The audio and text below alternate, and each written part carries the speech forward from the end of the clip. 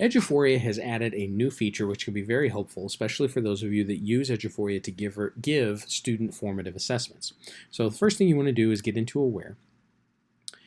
And then what you'll notice is when you get into assessments, under My Teacher Test, and I've got an active administration here we can potentially play with as an example. When we go into the administration of the test, we can see that,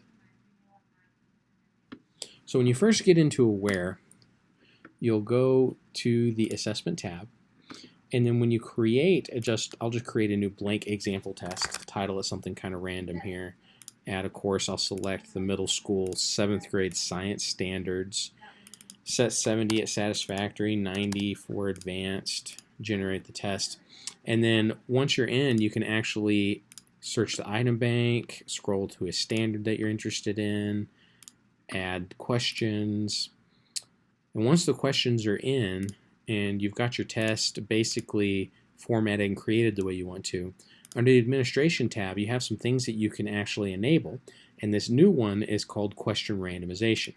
If you turn that on, it will allow it so that every time an assessment is given to a student online, it will completely randomize the questions for the assessment that the students have been given.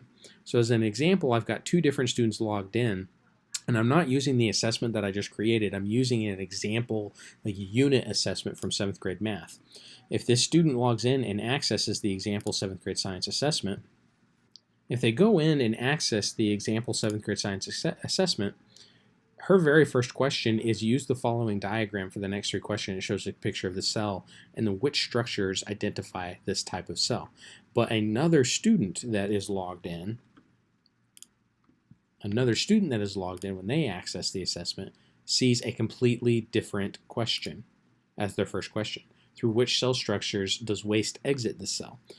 This particular student doesn't see that question with the diagram of the cell until further on in the test as the very last question.